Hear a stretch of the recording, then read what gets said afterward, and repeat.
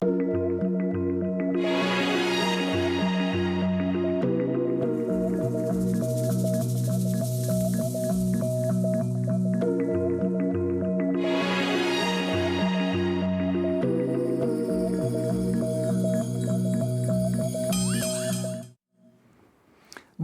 et merci de nous retrouver pour la foi prise au mot, votre rendez-vous de réflexion et de formation. Joyeuse Pâques à toutes et à tous. Pendant toutes ces semaines du carême, nous avons parcouru l'histoire du christianisme à la découverte des femmes et cette semaine, je vous propose de rester encore un peu en leur compagnie. Au petit matin, alors que le jour se lève, sur le lendemain de la fête de la Pâque, elles se hâtent vers le tombeau et je laisse la parole à Romanos le Mélode, un poète du VIe siècle. Pierre et le fils de Zébédée partirent aussitôt en courant, comme s'ils luttaient de vitesse. Or, ils ne trouvèrent pas le Seigneur. Marie, qui les suivait, leur dit « Disciples du Seigneur, vous qui l'aimez d'amour vraiment brûlant, ne vous attristez pas, car ce qui s'est passé était une disposition divine pour que les femmes fussent les premières à voir le ressuscité. C'est nous qu'il veut gratifier de son « Réjouissez-vous », nous qui sommes en deuil, celui qui offre aux hommes déchus la résurrection. » Alors, pour comprendre ce mystère, voici mes deux invités. Chantal Régnier, bonjour. Bonjour. Alors, joyeuse Pâques, hein, Chantal. Merci, joyeuse Pâques. Vous êtes exégète et vous êtes de la fraternité Oasis. Et puis, joyeuse Pâques, Père François Potet, vous êtes curé de la paroisse Saint-Philippe du Roule. Vous nous avez accompagnés pendant des années dans les carèmes et on ne pouvait pas passer un carême sans vous. Et donc, voilà, nous sommes très heureux de vous retrouver. Merci. Voilà, alors, donc, je vous propose qu'on lise ensemble deux textes de Pâques, hein, le texte de Matthieu et le texte de Jean, parce qu'ils sont, les deux textes sont un peu centrés sur les femmes. Alors, peut-être, on va essayer de... Bon, les téléspectateurs ont vécu les célébrations de la semaine sainte. Ils ont peut-être un peu des idées en place, mais essayons de rappeler ce qui s'est passé avant. Le Christ a pris son dernier pas, c'était jeudi, puis a été arrêté, c'était vendredi, il a été crucifié. Qu'est-ce qui se passe après ? Alors, si on suit l'évangile, surtout Saint Jean, qui est peut-être plus rigoureux dans l'histoire, il est mort vers 15h. Et il faut le mettre au tombeau avant la fin du sabbat, donc, avant que le sabbat ne commence plutôt. Et donc on a 2 heures, grosso modo, pour le mettre au tombeau. Donc Joseph d'Arimathie vient. On a été demander la permission à Pilate d'enlever les corps. On a brisé les jambes du premier et du deuxième. On a découvert que Jésus était déjà mort. Il y a eu le coup de lance à ce moment-là. Et puis, Joseph d'Arimathie a acheté un linge, un grand linceul, dans lequel on a déposé Jésus. Alors, les linges, ce sera important, parce que dans l'évangile de Saint Jean... On va les retrouver. On les retrouvera. Ouais. Il y a le linge qu'on a mis sur le visage d'abord, pour couvrir le visage avant de le déposer de la croix. Et puis après, le linceul dans lequel on le met dans le tombeau. Et puis, on a fait l'embaumement un peu rapidement, mais selon les normes quand même, selon les règles. Et puis, on a fermé le tombeau qui était là, puisque le calvaire était dans un jardin, qui était une vieille carrière de pierre abandonnée, dans laquelle on avait des tombeaux qui étaient sans doute les endroits où les pierres étaient extraites, justement, et un tombeau qui n'avait pas servi, qui était neuf, dans lequel on a déposé Jésus. Voilà. Alors après, c'est la grande journée du samedi, où grand silence, parce que c'est le sabbat, donc on ne peut pas bouger. Et puis, au petit matin, dès que c'est possible, les femmes qu'on va voir là, les femmes vont au tombeau. On ne sait pas très bien exactement pourquoi, d'ailleurs. On va en parler. Pour l'embaumer. Est-ce que c'est vraiment pour l'embaumer, pour aller au tombeau, parce qu'on voudrait quand même rester là. Et puis c'est là qu'on va commencer la lecture des textes. Hein. Il y a des femmes. Alors ça, c'est très, très important parce qu'elles ont accompagné Jésus tout le long de la Passion. Elles étaient là, présentes dans la foule, et elles se trouvent au pied de la croix. Les femmes, non seulement elles étaient présentes au moment de la Passion, mais elles suivent Jésus depuis fort longtemps, depuis le début. Et même, d'après l'évangile de Luc, il nous présente ces femmes comme un peu le pendant du groupe des 12. Elles sont avec Jésus, elles servent Jésus et les 12, servir pas au sens de du service que l'on pourrait imaginer. Elles font pas la cuisine. Elles font pas la cuisine, mais elles aident matériellement et financièrement, parce qu'on voit qu'elles sont d'un statut social relativement aisé pour certaines d'entre elles. Donc elles aident ce groupe qui n'a pas de moyens de vivre. Les disciples, ils ont tout abandonné, ils ne pêchent plus. Bon, voilà. Donc elles sont présentes avec Jésus. Et ce qui, je trouve, qui est très, très beau, mais ça c'est Luc qui nous le rapporte, c'est qu'au moment où elles arrivent au tombeau, l'ange leur fait ressouvenir des paroles qu'elles avaient entendues sur l'annonce de la passion et de la résurrection. Donc les annonces que nous trouvons dans les évangiles sur la passion et la résurrection, faites par Jésus à ses disciples, les femmes les ont aussi entendues. Oui. Oui, donc ces femmes, ça on oublie que ces femmes, elles ont été présentes, elles apparaissent pas simplement au moment de la passion parce que elles sont plus courageuses, dirons-nous, que les disciples qui eux se sont enfuis.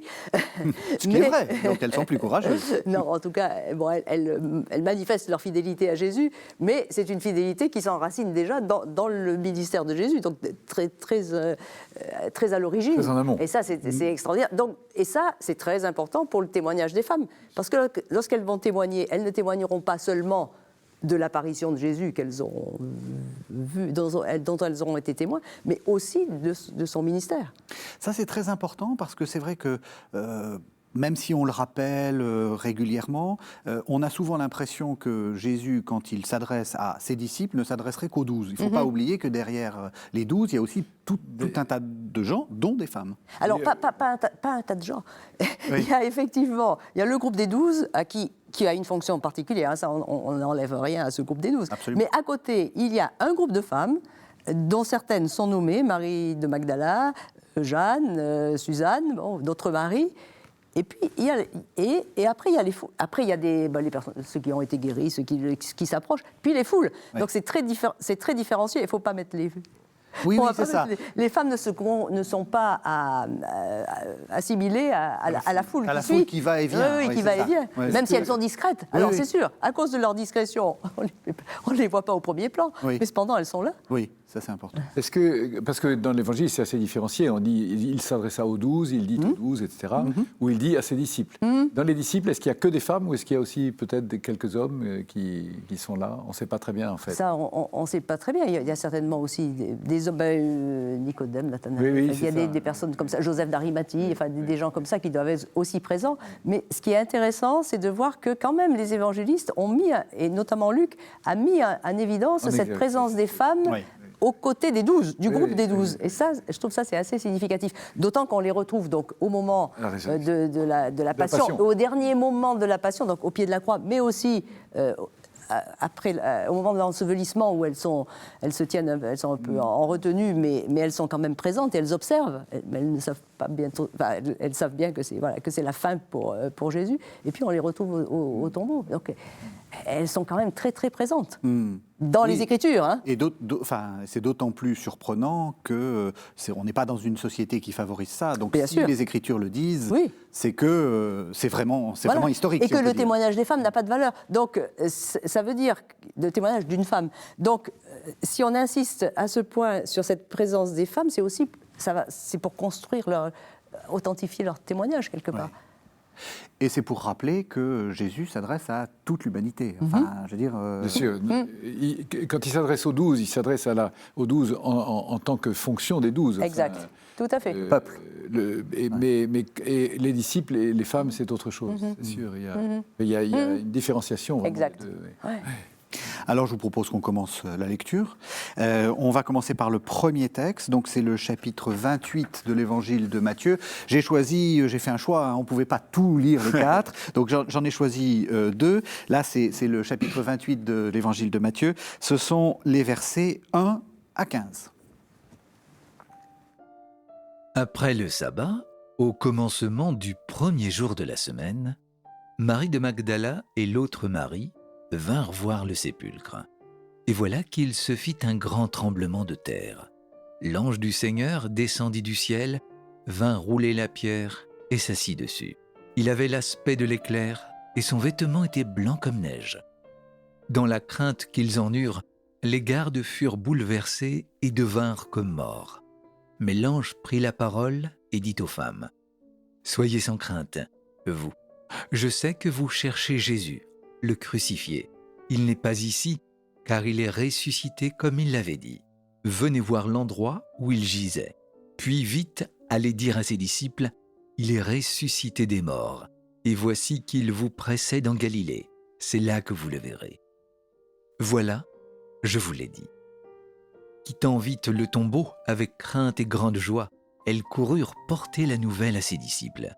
Et voici que Jésus vint à leur rencontre et leur dit « Je vous salue ». Elles s'approchèrent de lui et lui saisirent les pieds en se prosternant devant lui. Alors Jésus leur dit « Soyez sans crainte, allez annoncer à mes frères qu'ils doivent se rendre en Galilée. C'est là qu'ils me verront. » Comme elles étaient en chemin, voici que quelques hommes de la garde vinrent à la ville informer les grands prêtres de tout ce qui était arrivé.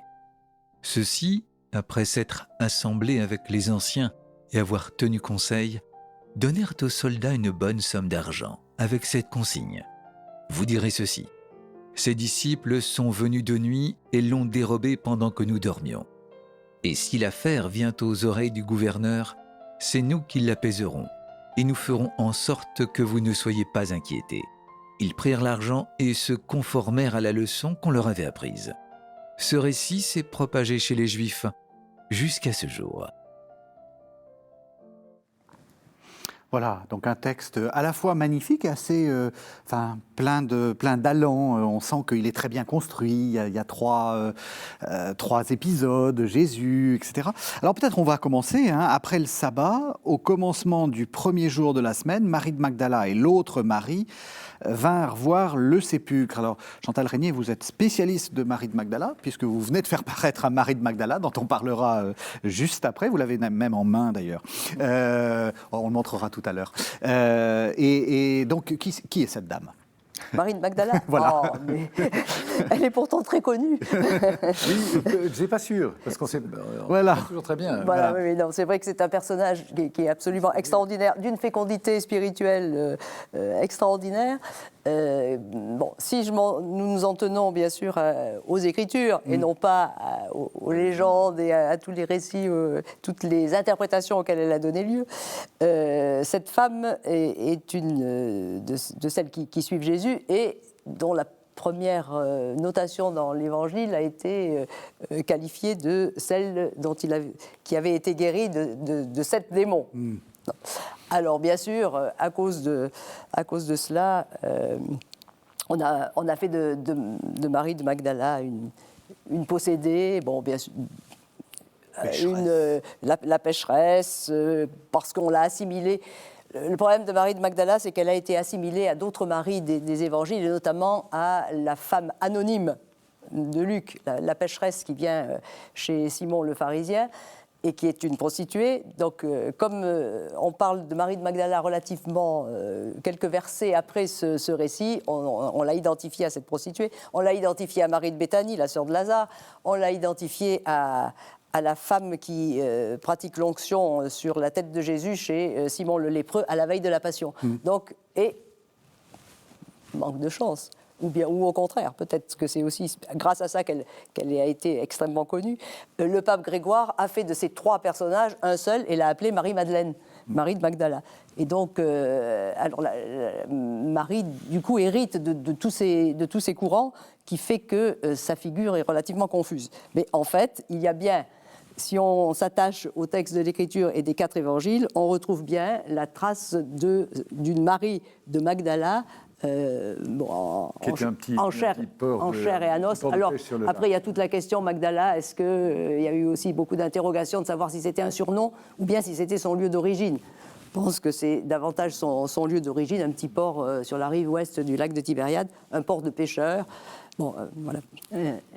Donc, disons qu'on arrive à la situer historiquement, malgré tout, une femme proche de Jésus, qui est proche de Jeanne, la femme de l'intendant d'Hérode, donc qui est aussi d'une certaine société galiléenne, d'un certain niveau social, quand même. Et donc voilà. Donc c'est pas le flou vient de son assimilation aux 2 autres de cette figure des 3 maris. Mais sinon, on peut la distinguer de ces autres femmes. Et bien, elle vient là, ici, dans l'évangile de Matthieu, avec une autre Marie. Une autre Marie, qui n'est pas la Vierge. Qui n'est pas la mère de Jésus. Non, qui n'est pas la mère de Jésus, qui est sans doute la mère de Jacques et de Joseph dont il est question au moment de la Passion. Voilà. Donc, 2 femmes. Elles vinrent voir le sépulcre. Qu'est-ce qu'elles ont envie de faire? Moi, j'imagine, j'imagine, mais vous allez me dire, comme toute, quand on vient d'enterrer quelqu'un qu'on aime beaucoup, on a envie d'aller sur la tombe. Bien sûr. Et on a envie de toucher la tombe, on a envie de retrouver. Passer dans le deuil, passer de la présence extérieure à une présence intérieure, ça demande du temps. C'est ce qu'on appelle faire le deuil d'ailleurs. Et on a besoin de toucher, on a besoin de sentir, on a besoin d'être présent, on a besoin de... On verra dans l'évangile de Saint Jean, Marie-Madeleine, je veux toucher son corps, enfin on a volé. Mais moi, je ne suis pas spécialiste, mais on dit souvent elles vont avec des aromates. Ce n'est pas forcément très crédible qu'elles vont avec des aromates parce que ça a été fait et c'est fini. Puis qui va rouler la pierre? Enfin, c'est pas sur le chemin qu'elles se disent tiens, qui va nous rouler la pierre? Il y a tout simplement elles sont aimantées par le corps de Jésus qu'elles aiment, qu'elles veulent aller voir. Exactement. Oui. Surtout chez Matthieu, où on dit elles viennent visiter le sépulcre. C'est ça, il n'y a rien de plus chez Matthieu. Il n'y a rien de plus. Après, la question des aromates, c'est vrai que c'est un peu invraisemblable parce que l'ensevelissement ne se faisait pas avec des aromates, avec de l'huile dans la tradition. Mais bon, mais c'est sûr que c'est l'hommage aux défunts, et puis le désir de retrouver celui qui a été arraché par une mort aussi violente. Et qui est central chez Jean. Enfin, ça va être une des clés de notre lecture, c'est-à-dire que Marie de Magdala cherche son Seigneur. Il y a quelque chose de l'ordre. Elle n'a pas fait son deuil du tout. Non, c'est la quête. Alors Marie de Magdala, c'est typique de la quête, du désir du Seigneur, qui est présent ici aussi, et chez Luc et chez Marc, mais exprimé différemment. C'est intéressant ce que vous dites. C'est-à-dire que c'est aussi une figure spirituelle pour nous. Enfin, je veux voir le corps du... Enfin, c'est Thérèse d'Avila qui voulait voir Dieu, je crois. Je veux voir. Il y a quelque chose de cette quête de retrouver quelque chose du Seigneur. Bien sûr, dans le récit, mais on verra peut-être tout à l'heure, dans l'évangile de Jean, il est clair que il y a la description d'une quête, comment passer de la recherche pour le coup, d'un cadavre que l'on veut honorer et respecter à quelqu'un de vivant. D'ailleurs, ici, si on lit bien Saint Matthieu, Marie de Magdala et l'autre Marie viennent voir le sépulcre. Oui. On va voir le sépulcre. Donc, on veut retourner sur les lieux. On a été toute la journée du samedi à ne pas pouvoir bouger. Et je pense qu'elles ont tourné un peu en rond chez elles. Et le dimanche matin, au premier jour de la semaine, on va voir le sépulcre. On retourne sur les lieux. On veut recueillir peut-être ce qu'on peut encore recueillir, revivre un peu la scène. Il faut reconnaître que cette crucifixion et cette mort de Jésus, c'est atroce. Enfin, on a tellement de représentations un peu figées, un peu qui adoucissent un peu le spectacle, mais il y a eu un bouleversement en quelques jours. Le monde a basculé, quoi. Leur monde a basculé en quelques jours. 8 jours plus tôt, on acclame Jésus qui entre à Jérusalem, Hosanna, Hosanna, et puis il est mort lamentablement, nu, cloué sur le bois, enfin dans des souffrances indicibles, hué, qu'on lui crache dessus. Enfin, c'est d'une violence effroyable. Et du coup, il y a eu le samedi. On parlera peut-être de la Vierge Marie tout à l'heure, mais où il y a une...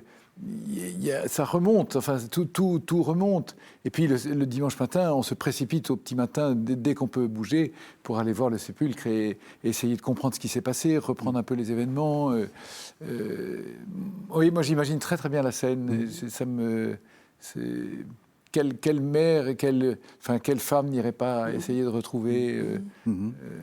Mais quelle audace aussi de la part de ces femmes, parce qu'il ne faut pas oublier que dans l'évangile de Matthieu, le tombeau, il est gardé. Il y a les gardes. Et voilà, c'est pour ça que le comité d'accueil ne devait pas être très nécessairement...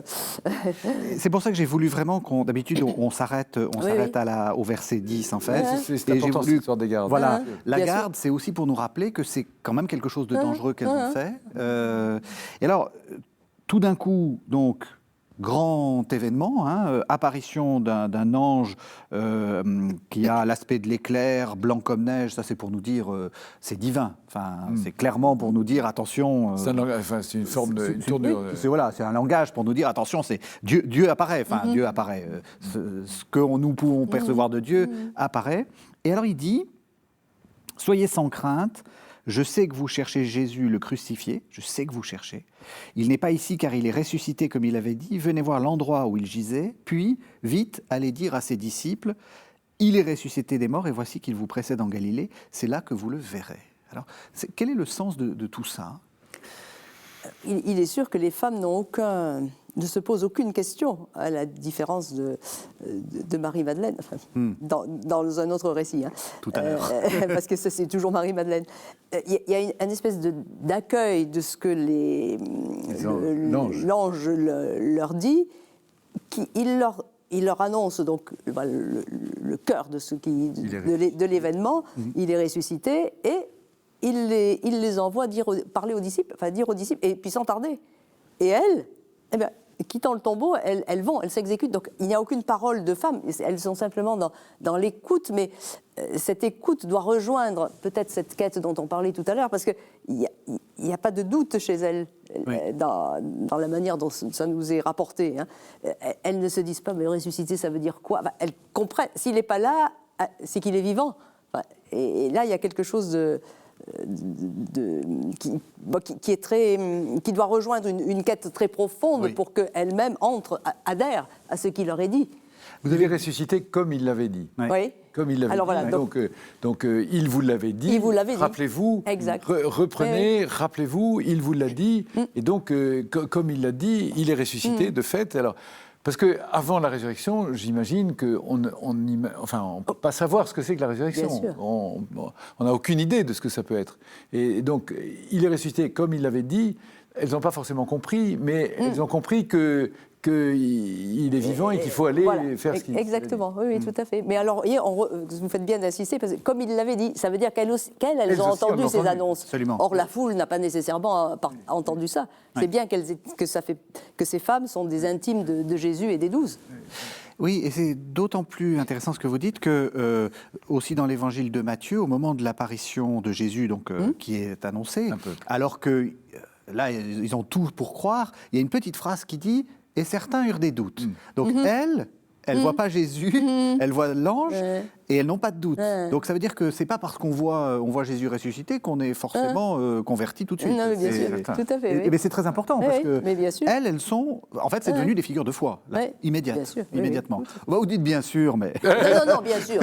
J'aimerais bien avoir autant de foi. Moi, j'aime beaucoup cette petite incise.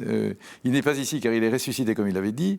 Puis vite, allez annoncer aux disciples, il vous précède en Galilée. C'est là que vous le verrez. Voilà, je vous l'ai dit. Voilà, j'ai fait ma mission. Maintenant, allez-y. Moi, je trouve ça formidable. C'est presque drôle. Enfin, voilà, c'est dit. Alors, question, pourquoi est-ce que c'est des femmes ? Est-ce que c'est prévu ? Ou est-ce que ça s'est trouvé comme ça ? Leur présence au tombeau. Que ce message ait été porté par des femmes. Parce que précisément elles sont là. Si les disciples avaient été là, peut-être que... Mais au tombeau, les femmes sont là. C'est la réalité, c'est cette réalité, c'est cette humanité profonde qui fait que Jésus va se présenter à elle. En gros, vous êtes en train de nous dire, les gars, si vous avez été plus courageux, vous auriez eu droit à l'apparition de l'ange. Alors, non, je dis pas... Non, mais pardon, vous me connaissez. Mais bien sûr. Il y a un petit côté provocation, mais il y a un peu... Non, mais ce que vous dites, c'est ça. Mais il y a un peu de ça, oui. C'est la preuve, voilà. Oui, puisqu'après, alors Jésus apparaîtra après aux 12. Oui, bien sûr. Il n'y a aucun problème, mais ça, c'est sûr qu'il faut le souligner, et les 4 évangiles le soulignent. Et ça, c'est quand même aussi une rupture par rapport à la mentalité même des évangélistes, en fait, de maintenir que c'est aux femmes que l'ange est apparu, qu'il a confié cette mission, et qu'ensuite elles ont vu Jésus ressusciter aussi. C'est en quelque sorte, la première mission apostolique est confiée aux femmes. Eh oui. C'est assez étonnant. Enfin, ça renverse un peu nos mentalités. Voilà, c'est que nous, on a oublié. Alors, c'est la mission des femmes, c'est d'aller annoncer aux disciples. Oui, Donc, c'est pas forcément d'annoncer partout. Exactement, aux disciples d'abord. C'est-à-dire, moi, je suis évangélisé, moi, même comme prêtre ou comme par l'annonce des femmes. C'est témoignage. Alors, qu'est-ce que ça veut dire? Ça, c'est quand même une révolution. Hein, aujourd'hui. C'est-à-dire, c'est quelque chose d'important pour parler de la mission de la femme, quand même. Il y a quelque chose, la femme médiatrice, la femme qui joue ce rôle d'intermédiaire entre Jésus ressuscité et nous. C'est-à-dire, oui, elle est témoin. Bon, après, les disciples, ils ont aussi en direct la présence de Jésus. C'est pas. Mais les disciples seront plutôt après la Pentecôte. C'est du point de vue oui, alors, sauf après, par exemple, dans la finale de Matthieu, c'est Jésus, allez, la finale de Jean au bord du lac. Mais c'est pas que les hommes ont besoin ou que les disciples en particulier ont besoin d'un intermédiaire, mais c'est que, voilà, au sein de l'humanité, c'est aux femmes que Jésus va confier l'annonce de la résurrection, mais comme vous le dites, d'abord aux disciples. Voilà. Et puis après, les disciples, ils ont leur après, chacun a sa tâche particulière. Il n'y en a pas un qui est au-dessus de l'autre. Sûrement pas. Médiateur, ça me gêne un peu au sens où il faudrait que les disciples aient un intermédiaire. C'est pas tant la notion de médiation que de témoignage. Alors, ça renverse aussi probablement quelque chose de la mentalité, parce que les femmes ne sont pas crédibles. D'ailleurs, c'est Saint-Marc. C'est Saint-Marc, bien sûr. Saint-Marc qui dit c'est du radotage. Enfin, non, mais Saint-Marc, elle ne parle pas. Là, les femmes ne parlent pas dans Saint-Marc. On ne les croit pas, parce que les femmes... Et Saint-Luc, on ne les croit pas. Alors que là, il y a quelque chose qui est très typique. Quel est l'intérêt, donc là on sort un peu de la question des femmes, quel est l'intérêt de dire je suis ressuscité, c'est déjà une bonne nouvelle, mais allez annoncer à mes frères qu'ils doivent se rendre... Enfin oui, pardon, je suis parti même déjà sur l'apparition de Jésus. Oui. Il est ressuscité. Allez en Galilée. Est-ce que c'est important de quitter le tombeau? Ou de quitter Jérusalem? De quitter Jérusalem. Moi j'entends, c'est dans votre vie quotidienne que vous allez le revoir. Ouais. C'est-à-dire la Galilée, c'est le lieu de leur vie habituelle. Moi, j'ai toujours été marqué par le fait que quand Jésus choisit ses disciples, il les choisit au boulot. Il ne va pas leur faire une retraite de discernement pendant 3 ans. Dans leur boulot, dans leur vie quotidienne, venez, suivez-moi. Ouais. Et là, Jésus ressuscité les attend dans leur boulot, dans leur vie concrète. La Galilée, enfin, je crois, ça représente ça, dans la vie quotidienne. On sort de quelque chose d'un peu... concrètement, va bosser, c'est là que tu vas le revoir. Quoi. Puis c'est là, comme vous dites, c'est le lieu de leur vocation, c'est le lieu du ministère de Jésus, c'est la Galilée des nations aussi. Hein, voilà, il faut sortir de Jérusalem. Oui, c'est encore la Terre Sainte, si on peut dire, mais c'est presque le moment où on la quitte. Quoi. C'est le moment où on va vers les nations. Ouais. C'est voilà, ce qui sera repris dans la finale de Matthieu. Allez de toutes les nations, faites des disciples. Donc il y a cette idée-là. Pourquoi est-ce qu'il y a on redit 2 fois la chose, une fois par la bouche de l'ange et une deuxième fois par la bouche de Jésus?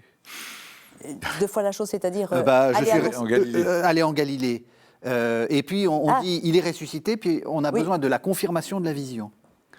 Ouais. Alors, c'est parce qu'elles sont un peu dures à la compréhension, les femmes? Pardon, c'est encore une provocation. C'est-à-dire que ça vient en direct de la bouche de Jésus, cette fois-ci. Il reprend vraiment les paroles de l'ange, l'idée de ne pas craindre. Et il ajoute les frères, non?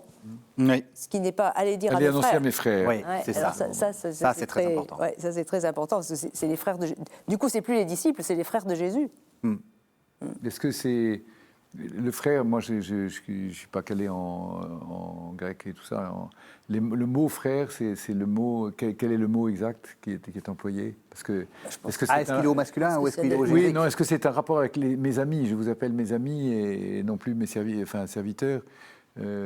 Parce que les frères, il y a un grade un peu supérieur, quoi. Il y a... Oui, je pense, je connais pas il faudrait vérifier le grec. Mais de toute façon, le grec doit dire, à mon avis, un masculin. Mais comme pour comme pour le français, le masculin l'emporte. C'est-à-dire que quand on dit les frères, c'est frères et sœurs, en fait. Hein. Je crois que là, il n'y a pas de... Oui, donc c'est pas forcément les 12 seulement. Oui, je ne pense pas qu'on puisse...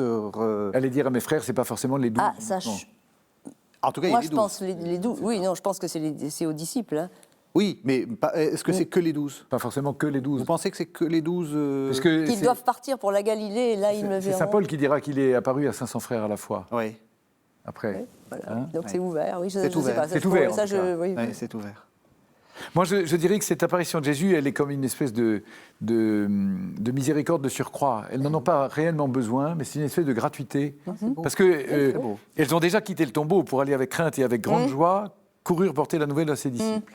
Et là, sur la route, elles découvrent la visite de Jésus. Comme quelque chose de surcroît qui n'est pas nécessaire, parce qu'elles ont déjà commencé à partir. Elles ont déjà la foi. Ils ont déjà la foi, puisqu'elles partent à accomplir ce qu'on leur a dit, mais comme une espèce de don de surcroît, une espèce de miséricorde gratuite. Jésus leur apparaît en personne, et comme une espèce de confirmation. Je trouve ça assez beau, moi. Ah, c'est très beau. Alors, oui, c'est très beau, mais est-ce qu'elles n'en ont pas besoin Est-ce qu'elles en ont besoin? Parce que, c'est-à-dire que pour pouvoir témoigner du Christ ressuscité, vraiment, il faut quand même l'avoir vu. Comme saint Paul, j'ai vu le Seigneur. Oui, oui. Et les disciples verront. Dans la suite des récits d'apparition, Jésus, il apparaît vraiment à ses disciples. Alors, pourquoi les femmes en seraient privées? Vous voyez, donc, si on raisonne dans ce sens. Oui, vous avez raison. Ce que vous avez dit, c'est très beau, et ça va bien. Ce que vous dites est intéressant, mais parce ça complète, oui. C'est vrai qu'on a une spiritualité, entre guillemets, du tombeau vide, c'est-à-dire qui disent « j'ai pas besoin de voir Jésus, le fait que le tombeau est vide ». Mais vous dites ça suffit peut-être pas. Non. Il faut aussi qu'il y ait la vision. Le Christ est vraiment apparu. Oui, mais c'est pas. Il n'y a pas que le tombeau qui est vide. Je pense que c'est pas immédiatement dans la première mission. Allez dire à mes frères, allez dire, il est ressuscité comme il l'avait dit. C'est ça que je vous demande. Je vous demande pas de dire vous l'avez vu. Je vous demande de dire il est ressuscité. Oui, mais pour qu'elle soit affermie dans leur témoignage. Mais je comprends. Tout ça, ce sont des facettes qui s'enrichissent. Oui, tout à fait. Mais voilà, les femmes ne peuvent pas être privées d'une apparition de Jésus. On peut dire de cette manière. Alors, à quel moment? Bon, je ne sais pas. En arrière, moi, j'ai la question qu'on reverra peut-être chez Saint Jean, mais on peut en parler tout de suite. Est-ce que la Vierge Marie a eu une apparition de Jésus ou pas? Alors, on ne sait pas. Allez-y.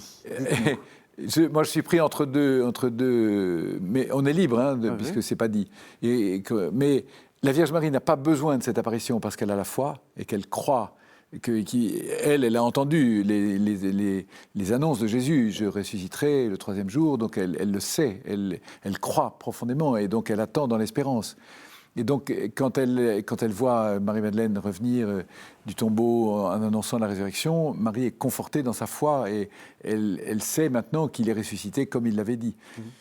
Donc elle n'a pas besoin de voir Jésus, puisqu'elle a déjà une foi qui lui fait adhérer au Christ ressuscité. Mais il me semble que, et en tout cas beaucoup l'ont souligné, que par miséricorde, par gratuité pure, Jésus apparaît à sa mère quand même, dans une apparition secrète, comme quelque chose de... Mais c'est totalement gratuit, elle n'en a pas besoin. Moi, ça me touche beaucoup, ça. La foi lui donne déjà plus. Comme l'Eucharistie lui donne une présence plus réelle encore que quand elle était enceinte de Jésus, ce qui est incroyable. Alors c'est clair que ce n'est pas dans les textes canoniques, mais c'est une tradition très ancienne. C'est une tradition, l'apparition à Marie. Une tradition très ancienne. Ça, oui. Ouais. Mais enfin, moi j'insiste personnellement pour dire la foi me donne déjà plus. L'apparition, ça reste une apparition, mais la réalité, elle est dans la foi. Un jour, je le verrai de mes yeux, mais quand je vais mourir et le voir de mes yeux, c'est parce que je serai ressuscité avec lui. Ouais. Toutes les apparitions qui auront lieu jusqu'à la Pentecôte, enfin jusqu'à l'Ascension plutôt, sont des apparitions où c'est lui, mais c'est pas lui. C'est-à-dire, c'est réellement lui, vraiment, mais on ne peut pas voir le corps ressuscité. On ne le verra que au-delà de la mort. Ce qui va dans votre sens, c'est ce que je rappelais tout à l'heure. C'est-à-dire que dans l'apparition de Matthieu, il y a cette phrase très très étonnante. Tout le monde se prosterne, mais certains eurent des doutes. Donc ce n'est pas parce qu'on voit le Christ ressuscité qu'on a la foi qui me fait adhérer. Et d'ailleurs, ce sera l'épisode avec saint Thomas aussi. Il faut croire pour voir et pas voir pour croire. Exactement. Exactement. Oui, tout à fait. Oui. Exactement. Ça, c'est... Exactement. Alors malheureusement, l'émission avance, et je crois qu'il va falloir qu'on passe au deuxième texte. Oui. Et ça nous permettra de continuer avec Saint Jean. Comme ça, on continue avec Saint Jean. Peut-être noter un petit mot sur les soldats quand même, oui, parce que c'est quand même... un petit mot. Enfin, c'est pas immédiatement en rapport avec les femmes, mais cette histoire est incroyable. On paye les soldats pour garder le tombeau, et après on les paye pour dire qu'ils ont dormi, c'est incroyable. Oui. Dans le mensonge, on n'est pas un mensonge près, quoi. C'est exactement ça. C'est-à-dire, moi je trouve ça très fort, parce que pour nier qu'il est ressuscité, il faut quand même déployer beaucoup d'efforts. Et aujourd'hui, c'est encore le cas. Très souvent, ça m'arrive de dire, mais il faut plus de force pour ne pas croire que pour croire, au fond.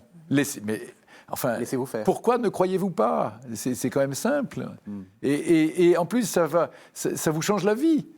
Et au lieu d'être obligé de vous enfermer dans le mensonge et des mensonges continuels, laissez-vous donc faire par la foi, enfin, c'est pas compliqué. Alors, je vous propose qu'on écoute l'évangile de Jean, c'est le chapitre 20, et ce sont les versets 11 à 18. Marie était restée dehors, près du tombeau, et elle pleurait. Tout en pleurant, elle se penche vers le tombeau, et elle voit 2 anges vêtus de blanc, assis à l'endroit même où le corps de Jésus avait été déposé, l'un à la tête et l'autre aux pieds. « Femme, lui dirent-ils, pourquoi pleures-tu » Elle leur répondit, « On a enlevé mon Seigneur, et je ne sais où on l'a mis. » Tout en parlant, elle se retourne et elle voit Jésus qui se tenait là. Mais elle ne savait pas que c'était lui. Jésus lui dit, « Femme, pourquoi pleures-tu ? Qui cherches-tu » Mais elle, croyant qu'elle avait affaire au gardien du jardin, lui dit, « Seigneur, si c'est toi qui l'as enlevé, dis-moi où tu l'as mis, et j'irai le prendre. » Jésus lui dit, « Marie. » Elle se retourna et lui dit en hébreu, « Rabouni », ce qui signifie « maître ». Jésus lui dit, « Ne me retiens pas, car je ne suis pas encore monté vers mon Père. Pour toi, va trouver mes frères, et dis-leur que je monte vers mon Père, qui est votre Père, vers mon Dieu, qui est votre Dieu. » Marie de Magdala vint donc annoncer aux disciples, « J'ai vu le Seigneur, et voilà ce qu'il m'a dit. » Alors, Chantal Régnier, comment vous la voyez, votre Marie ? Puisque j'ai dans les mains le livre, donc vous avez travaillé sur Marie de Magdala. Qu'est-ce que ça nous dit d'elle ?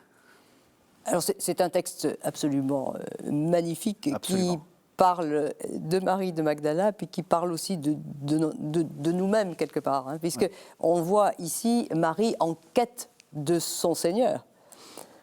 Il faut rappeler qu'avant le passage qu'on vient de lire, elle est déjà venue une première fois au tombeau, puis elle est repartie, puis elle face à la réalité, c'est une femme très réaliste, face à la réalité, elle venait chercher un tombeau fermé, elle trouve le tombeau ouvert, elle échafaude une hypothèse, si le tombeau est ouvert, c'est donc qu'on a enlevé le Seigneur. Bon.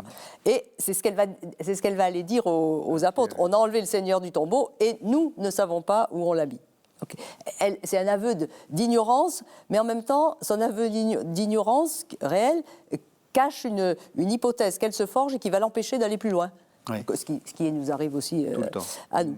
Et donc maintenant, on la retrouve en pleurs, elle revient au tombeau et elle pleure. Elle ne rentre pas, parce qu'il y a quelque chose qui l'empêche d'aller constater ce vide, ou ce vide pour elle, c'est on a pris le Seigneur, donc il n'est pas là, donc il faut qu'elle le retrouve. Et elle est en pleurs. Mais comme elle est en pleurs, elle ne voit rien. Elle pleure, elle ne peut pas voir. Même si elle voit des anges. Et donc il y a tout dans ce récit, il est construit sur cette quête qui avance progressivement, qui est obstruée par l'idée qu'elle a qu'on a enlevé le Seigneur et que lorsque les anges lui disent « Femme, pourquoi pleures-tu » alors qu'elle aurait les signes, ils sont l'un à la tête et l'autre aux pieds, de là où était déposé le corps de Jésus. Et elle dit « Parce qu'on a enlevé, alors cette fois-ci, mon Seigneur, non plus le, mais mon, et je ne sais pas où on l'a mis. » Donc elle reconnaît encore une fois cette ignorance, mais elle est à la recherche d'un cadavre, elle est à la recherche d'un mort. Et donc, elle ne va pouvoir dépasser ce blocage, en quelque sorte, et reconnaître que son hypothèse, finalement, ne marche pas, que lorsque Jésus se sera manifesté à elle. Pour qu'on le reconnaisse, pour que Jésus soit reconnu comme ressuscité, il faut que lui-même se fasse reconnaître. Mais elle a le cœur ouvert naturellement, donc elle va pouvoir le reconnaître. Ça, c'est les conditions. Elle a le cœur aussi. ouvert, mais les yeux fermés. Et voilà, tout à fait. C'est joli. Exactement. C'est tout à fait. Non, mais c'est extraordinaire parce que c'est vraiment une femme admirable et très très touchante, mais elle pleure tellement qu'elle peut plus rien voir. Et elle n'entend rien. C'est quand même fou. Elle voit 2 anges. Je ne sais pas à quoi ça ressemble, mais, Moi non plus. C'est Mais il y a- oui, quand même vêtu de ainsi. blanc. Il n'y a aucune raison de douter de cette réalité. Il y a deux hommes qui lui parlent. Enfin, hommes, femmes, anges, ils n'ont pas de sexe. Bon. mais enfin, dans la réalité, on ne voit pas des trucs avec des ailes. Hein. Bon. Donc 2 personnes qui lui disent « Pourquoi pleures-tu ?» qui lui parlent posément, gentiment. Enfin, et elle ne voit rien et elle les engueule. Enfin, C'est exactement ça. si c'est vous qui l'avez pris, enfin, non, ça c'est Non, à Jésus.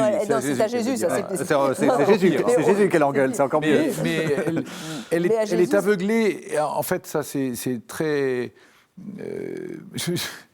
Je me souviens, ma mère, quand on était petit, quand on commençait à pleurnicher, nous donnait une claque en disant maintenant tu ne sauras pas pourquoi tu pleures. Enfin, je ne vais pas donner une claque à. Non, parce que ça ne sont plus des principes d'éducation à recommander. C'est interdit, absolument interdit. Mais elle pleure de larmes qui sont des larmes. Elle pleure sur elle-même, en fait. Elle pleure. Il y a une espèce de. On voudrait bien pouvoir la consoler, mais il faudrait qu'elle ouvre les yeux et qu'elle s'ouvre à autre chose. C'est-à-dire qu'elle sorte de son idée qu'on a enlevé le Seigneur. Donc Oui. il faut qu'elle accepte d'être dépossédée, même du corps du Seigneur. Oui. Et ça va être, c'est Je tout dis son ça cheminement. gravement parce que on voit tellement de personnes qui pleurent quand quelqu'un meurt, et moi je pleure aussi. Enfin, mais il faut que les larmes ne bougent pas les yeux. Il faut pouvoir rester ouvert à une réalité qui nous dépasse et qui nous emmène plus loin, et qui nous oblige à sortir de. Et c'est ça la résurrection au fond. Hein. D'ailleurs. Oui, c'est le message d'aujourd'hui. Le message d'aujourd'hui, sortez de votre enfermement dans un monde sans horizon. L'horizon n'est plus dans le tombeau, il est. Mais pour ça, il faut que j'accepte de voir à travers mes larmes autre chose qui va me surprendre, qui ne ressemble à rien de ce que je connais, mais qui m'entraîne plus loin. Et qui va être une révélation qui va bouleverser complètement ma façon de voir, même le monde et ma propre vie. Ça fait du bien d'entendre ça, parce que le monde, il n'est pas drôle. Le monde est difficile. Hein. Ouais. Et donc, douloureux, il faut rappeler ça. Donc, mais la résurrection n'a rien d'évident. Et on a renouvelé les promesses du baptême et tout ça. Mais la foi est quelque chose qui fait exploser ma vision, mais c'est pas pour autant que humainement j'ai encore besoin de quelque chose, mais la perspective a complètement changé. Et vous voyez, souvent dans la nuit de Pâques ou dans le jour de Pâques, on dit mais qu'est-ce qui change ? Tout. Rien, mais tout. Je vais continuer à voir les mêmes personnes, les mêmes difficultés, le même monde, mais je le vois dans une perspective, dans un regard qui n'a plus rien à voir. Et quand on parlait des femmes, quand on parlait des femmes au tombeau, j'aime beaucoup cette expression de Jean-Paul II qui disait « Vous êtes les sentinelles de l'invisible ». Les sentinelles de l'invisible pour voir justement ce qui est invisible, mais qui va bouleverser le monde parce que l'horizon a complètement changé. Ce qui suppose, Chantal Régnier, que il faut accepter de perdre un peu. Bien sûr. Complètement. Là, elle est en train de. Pas un peu seulement, Oui, même mais beaucoup, parce complètement. que là, elle perd le corps, en fait. Bien sûr. Elle veut le retenir. Elle veut le retenir. corps. Alors, ça va se retrouver avec le Noli Me Tangere, mais bien sûr. Et donc, alors, la seule chose, elle se retourne, là, on sait. Et puis elle voit Jésus. Mais alors maintenant, c'est plus simplement les anges, mais c'est Jésus. Et Jésus, elle ne le reconnaît pas. Oui. Elle le prend pour Absolument. le jardinier. Oui. C'est extraordinaire. Et même à l'interrogation, femme, pourquoi ? Donc il l'interroge. Lorsque Jésus lui pose la question, femme, pourquoi pleures-tu ? Il l'interroge sur sa responsabilité de femme, pas sur une fonction maternelle, mais c'est sur sa responsabilité. Est-ce que tu, parce que vous disiez, est-ce que tu sais pourquoi tu pleures ? Oui. Pourquoi pleures-tu ? Et alors, elle en revient pour la 3e fois, trois fois, hein, Oui, comme oui. Pierre, hein, Oui. pour autre Absolument. chose. Pour autre chose. C'est- Pour la 3e fois, elle dit « Ah, mais... alors, c'est peut-être les adversaires invisibles qui ont pris le cadavre, c'est peut-être pas si invisible, c'est peut-être le jardinier. Alors, si c'est toi qui l'as pris, dis-moi où il est et j'irai l'enlever. Le verbe enlever, alors là aussi on retrouve la possession. Enlever, c'est un mot très, très fort en grec, puisque c'est l'agneau de Dieu qui enlève le péché du monde, c'est la pierre qui est enlevée, donc c'est un mot très fort. Donc qu'est-ce qu'elle veut, toujours dans son projet, en fonction de son hypothèse, c'est que si le cadavre a été déplacé, elle va aller le chercher. Oui, c'est ça. Toujours pas, non pas pour posséder, pas par désir macabre, de posséder mais par, le cadavre, mais pour savoir où il est. Par respect, par attachement, par fidélité, parce qu'au fond, etc. elle l'aime follement, mais d'un amour très, très possessif encore. Quand alors, encore, oui, voilà. Mais possessif et en même temps aussi... mais est-ce que nous aussi, quand nous suivons Jésus, est-ce que nous ne le suivons pas de manière possessive? Mais entièrement. Je me rappelle pendant le confinement, la fameuse « rendez-nous la messe, rendez-nous l'Eucharistie ». Moi, j'étais très gêné avec cette manière de dire, comme si ça nous appartenait. Ça, ne touche pas, ne touche pas. Moi, ça me gênait beaucoup, cette manière de dire et de faire. Oui, puis on a tous notre Jésus. Oui, mon Jésus, mon Jésus, j'ai toujours, ça me fait toujours un peu... C'est vrai. Mais même quand elle le reconnaît... Elle n'accepte toujours pas de le perdre. C'est ça qui est assez étonnant. Alors bien sûr, c'est le geste spontané, évidemment. Alors elle le reconnaît à la voix. Là, elle entend. Hein. Marie. Donc Marie, le fait qu'on l'appelle par son nom, Jésus recrée le dialogue interpersonnel, intime avec elle. Et du coup, elle devient en mesure... elle devient vraiment sujet, en mesure de répondre à Bouni, maître. Donc voilà. Et là encore, bien sûr, elle cherche à l'étreindre, comme d'ailleurs on a vu dans d'autres récits où les femmes aussi veulent étreindre. Alors, à la fois par possession et par respect, par amour, par de retrouver. Et donc, lorsque Jésus lui dit « Ne me touche pas, parce que je ne suis pas encore monté vers le Père et vers le Père. » Mon Père et votre Père. C'est dans la deuxième partie. Il ne dit pas « ne me touche pas parce que tu es une femme », parce que ça aussi, on peut le lire comme ça. Ah non. Parce oui, que, vous avez raison de le aussi, dans les récits évangéliques, nombre de fois, Jésus est touché par des femmes et il se laisse vous avez toucher. Bien raison de le dire. Oui, c'est important. Parce que ça, c'est évidemment. Oui, parce que sinon, ne me touche pas. Oui, bien sûr, je suis saint, je suis ressuscité, je suis un esprit, je suis... Voilà. C'est parce qu'on est passé à un autre plan. C'est le dessein divin qui doit maintenant continuer de se dérouler. C'est-à-dire, ressuscité, il ne va pas rester là. Il est appelé à rejoindre le Père. Mais il lui donne là encore, il lui confie une mission. Dans le même mouvement, il lui confie. Il y a un double dessein, le dessein de Dieu concernant Jésus lui-même ressuscité qui doit rejoindre le Père, et dessein de Dieu qui concerne les frères qui sont présents. Et donc, il confie à Marie-Madeleine d'aller trouver les frères et dis-leur, je monte vers mon Père et votre Père, vers mon Dieu et votre Dieu.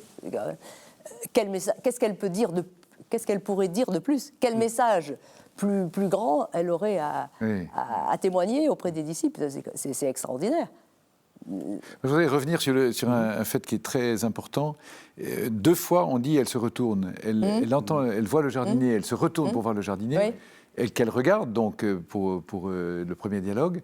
Et puis quand Jésus lui dit Marie, elle se retourne et lui dit. Donc on signifie là une conversion intérieure. Il y a vraiment un retournement intérieur. Et elle découvre, à travers quelqu'un qu'elle ne reconnaissait pas, elle découvre celui qu'elle aimait et qu'elle cherche à tenir comme elle le tenait.